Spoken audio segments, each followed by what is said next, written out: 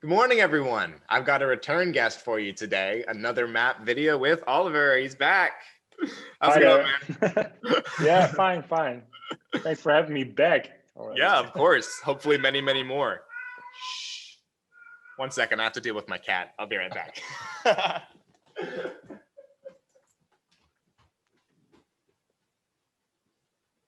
Hey, calm down. There you go.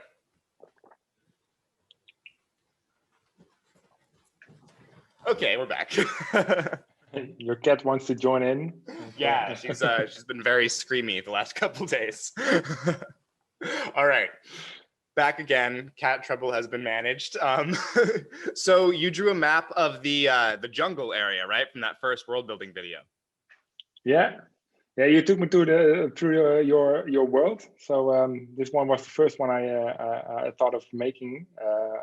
After that, I made the other one we discussed a couple of weeks ago, and this one came out quite nice if I say it for myself. So, I agree. Lots of details, yeah, lots of work too, but it was nice, yeah. Awesome. Let's get into it. Let's go ahead and play it, and we'll talk about it while it's going. So I'll count us in, and we'll hit play. So 3, 2, 1. Here we go. Yeah. I love the symmetry. Yeah, this is a function of the app, so you can draw the left side of your screen, and it copies it to the right. So you make it a lot easier to make symmetry. After a couple of lines or outlining, I stop that function so I can get into the details and not make it too symmetrical, because I think that loses a lot of the details if you keep going on. You still see it right now. You've got the little how do you call it? The transparent layer. That's the symmetrical layer, and after that, I'm going to draw in all the little details over it, so not getting too symmetrical.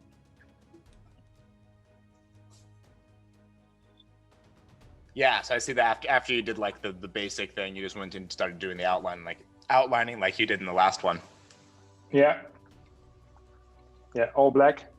All black lines, yeah. Yeah, and I try to stay with one brush size, so you can you can't get the different thickness of lines. Yeah, the consistency. Yeah. I love how you did the overgrown bits, like in the little planters and everything, like coming out through the sides. That's so nice. Yeah. This is a new technique I use. I also used it in the previous video, but I used some colors to give a rough outline of the situation, and after that you can get into the details. But it helps to stay focused on the size of everything, and you can get as crazy as you like when you go into detail. So zoom in and just take as long as it needs. yeah, exactly. You also, I love the way you do your trees and your maps. Like it's very consistent, but then I love how you grouped them together and made like the jungly kind of canopy in this one. And I was really impressed by that, because like it's the same style, but like it's clearly a different kind of tree that you haven't done before. It was really cool to see. Yeah. Most of the times I draw little black circles to also to help me with shading the trees. But in this case, I used the different green tones to get a higher and lower levels of tree. So it works quite nice, I think. Yeah. Absolutely, yeah. It worked really well. And that's so detailed. Yeah, and during the process, I try to imagine what kind of objects are in the different areas. So little house with a roof on the left side, but on the right side there's just a little temple, I think, without a roof. So well, that's during the process, not all that planned or something. Just doodling around, seeing what comes. I like it though, because like it is still symmetrical. Like the paths are still the same, but the asymmetry makes it feel more like real, you know, because it feels like someone actually designed it for a purpose, not just to be symmetrical, you know. Yeah, feels lived in. And during this process, I also I'm very curious what this is my imagination. So I'm curious if other people see it. What do they think of it? You know, it's your map, and this is my interpretation. But after that, it's quite nice to hear all the people on Instagram what they think about it, and who has lived there, or what gods are worshipped there, or something. That's nice. How old it is. Absolutely. Yeah. I mean, that's like we talked about last time. That's one of the beautiful things about D&D is that like everybody has their own ideas and interpretations, and you know, like what we're doing is such a perfect example of that. Like I created a world and you're interpreting it as a map, then other people will use the map for other things, and it's like endless creativity. Yeah, that's nice. It's so nice, and sometimes just one comment on a post or something gives so much more inspiration for new maps or new ideas. That's so nice about. Well, I'm mostly I'm on Instagram for this drawing, so most of the time I get my inspiration from there. But I know there are also some Reddit groups or Facebook groups that are active on the map making. So it's quite nice. Yeah. Yeah. So much communication and community involved in like creating the environments that we use. Yeah, and everyone is stimulating each other to build more, bigger, nicer. It's so nice. Yeah. Exactly. Yeah. It reminds me of like the concept of like mimesis, which is like the root of the word meme. Funnily enough, like it's that idea of like one person creates something and then the next person takes that thing and changes it a little bit and creates something else. Then it just keeps evolving and evolving. It's like, you know, telephone or whatever. And then by the time it gets like, you know, 20 evolutions down the line, it's totally unrecognizable, but it was all based on this one idea that somebody had. Yeah. I think that's the most beautiful part of art. You know. Someone makes something and you can start with a blank canvas and it can grow out like something like this or something else. Yeah, it just keeps developing. Yeah, for this one we're now looking at the tiling on the floor. Yeah, I did it on a separate layer, so I can remove all the details under it, because if I'm going too detailed in that part, I get lost of my own lines. I did it completely on a different layer, and then afterwards I erased the parts that are overgrown, where the other buildings are. That makes a lot of sense. Yeah, layering is such a fantastic part of using digital art. I mean, like I'm taking like I was talking about before we started recording, I'm taking like a physical intro to drawing class to get like better at just my own drawing and art. And I just miss my tablet. I miss being able to like have layers and erase things, because I make one mark with charcoal and it's there, and I'm like, I can't undo. Can erase it. Yeah, that's it's quite scary to draw on paper, I think. And this, also a nice thing about the drawing digitally is that you can expand it as big as you want. You can go on and on if you like. So that's quite nice about it. Well, as I said in our previous video, I'm not that good of an artist. I think I'm just started half a year ago with this map thing, and I more and more I get inspired on Instagram of all the artists who draw in perspective and the more realistic things. But I'm still not sure to do that more. But maybe I'm going to take some lessons too or something. I'm so much enjoying this and this creativity, and to give your interpretation about worlds and things. Yeah, I have to try it out, I think. But this is safe for me. This is feeling safe for me. So I'm still going on with this map making.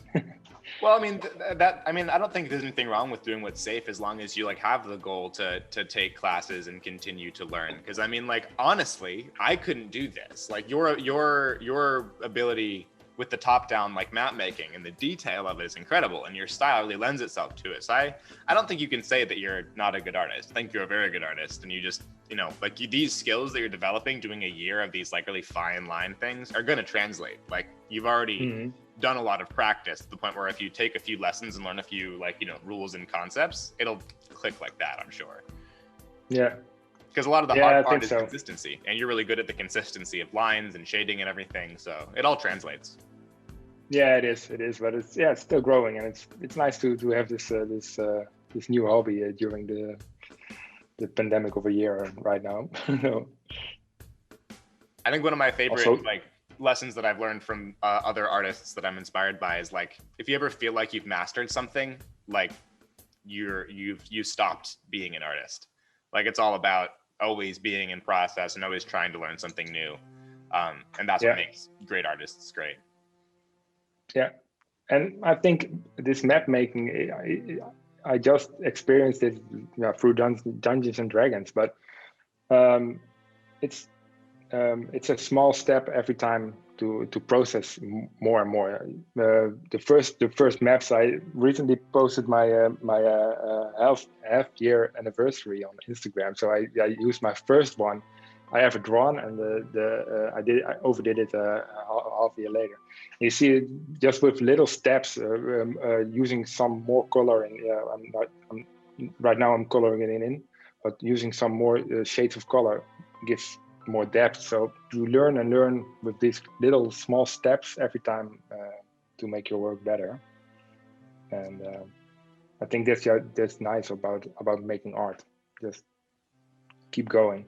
And there's that physical record of like, you can see your first drawing and you can update it. You can see it and like compare it to what you've done now and be amazed by how much you've improved, you know, like, it's all about comparing yourself to yourself, not yourself to other people. And be inspired by other people, but never compare yourself to other people. As hard as that is. I do it all the time. It is. What do you do? Yeah, to be inspired, but not to be. Like be inspired by other artists, but don't like try not to compare yourself to other artists, which is like easier said than done, because I compare myself to other actors and other artists all the time. Like, but I try not to, because like it's really about your own personal journey and growth. It's not about what you do compared to somebody else. And it's nice that it's been appreciated by the community, but it's about learning for yourself and enjoying it. That's the biggest one. But and no matter what, like if somebody else had the same exact prompt, like if I had talked to somebody else about the same exact part of the world and we'd have the same exact conversation that we had, they would have drawn something completely different.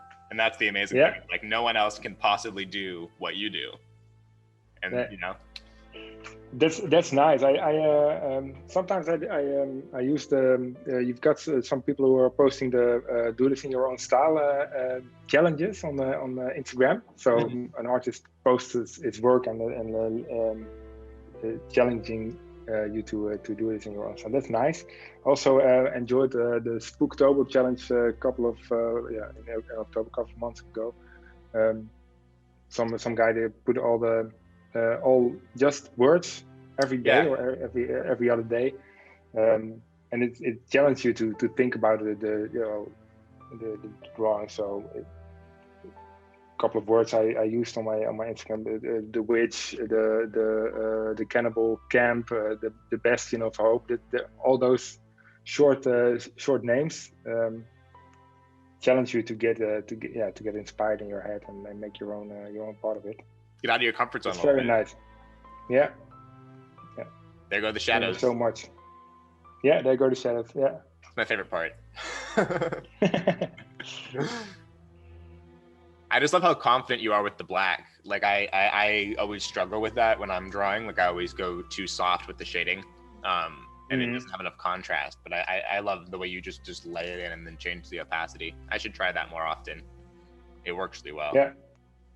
Most of the time, I start with a very sharp brush and bring the opacity back to 30%. Most of the time, that works, but sometimes it's too harsh or too sharp. And then I add a Gaussian blur on it, or sometimes I even layer it with 2 layers of shadow. So one sharp one and one heavily blurred one. It gives the most depth in your drawing with these hard shadows. So. Yeah, and especially in this with all the little pillars and like archways that you have in there and how many shadows there are, and having them be so sharp definitely works. Like it really gives a feel of like where the sun is, and it's clearly like more like evening or morning, and I love the way it all casts and the highlights and everything. It's super cool. Yeah, but the highlights, I'm still not sure about these one. I'm still searching for my style in the highlights. I do the same process as the black, but just with the 100% white. Mm-hmm. But sometimes it feels a bit, I'm not sure. It feels a bit like the stones are wet or something. You know, it's just too heavy. So I'm still searching for that one. Yeah. One thing that I've learned for digital art specifically, and I'm sure this carries over to other stuff too, but like when you're doing highlight and shadow, think about what color the light source is. So like if this was, you know, a sunset, if you did it in like a light yellow or orange and then change the opacity, it would feel more like natural lighting. That could be something to try. Yeah. Just try some colored highlights. Yeah, that's a good tip. I want to try that one out. Never thought of that, but also using the 100% whites, and that's not every time the best choice. I think like some white, but then mixed in with some different colors. Like even like if you did 3 layers of highlights with like some white in specific places, and then doing some yellow, then some orange, then some red, and it could feel like a sunset at that point. It would be like casting those colors over the stone and everything. It'd be really, really cool. Yeah.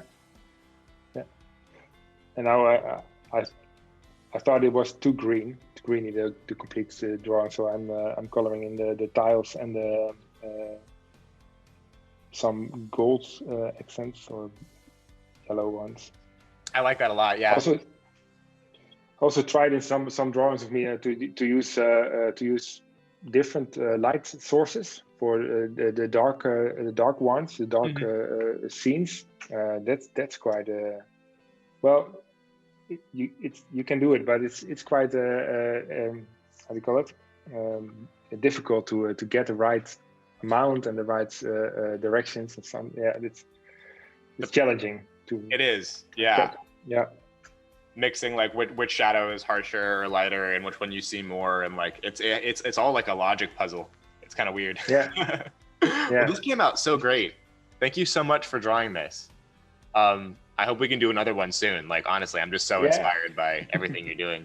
I'm actually editing another world building video later today, so that'll go up soon. You should watch that one. It's got a big city in it, so maybe we could do a video on the big city. That'd be fun. Oh, nice. Yeah. I got some people on Instagram who challenged me with bigger cities, and I'm still looking for the style of that one. So well, I can give it a try if you complete your video. I'm going to check that one out. And, awesome. Yeah, I'll send you a link when I finish it up. It inspires me. Yeah, would be nice. I think so. Yeah. Great. Yeah. Well, I think that's all we got for today. Hey, everybody. This is us from the future. The video is not over yet, but we finished recording already. And then I forgot that we didn't even drink coffee, which is the entire point of my channel. So we have our coffee. Here it is. Let's do our first sip. Yeah.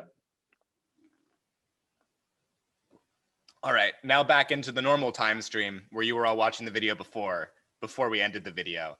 And yeah, okay, here we go. Woo!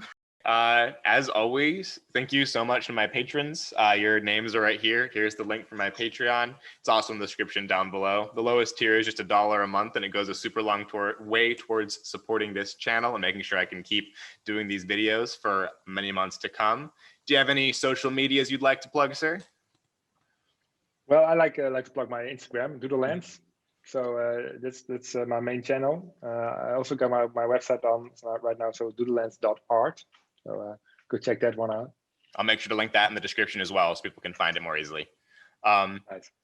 If you enjoyed this video, everybody, please like, subscribe, ring that bell if you'd like a notification every time I post something new. Suggest future videos. I am looking for more new ideas. Feels like I've done a lot of different series at this point. I'm looking for new stuff. So if you have any ideas of things you'd like to see, things you'd like to participate in, I'd love to have people on the show. So drop a comment, message me on Instagram, whatever works for you. And we'll see you next time. See you later.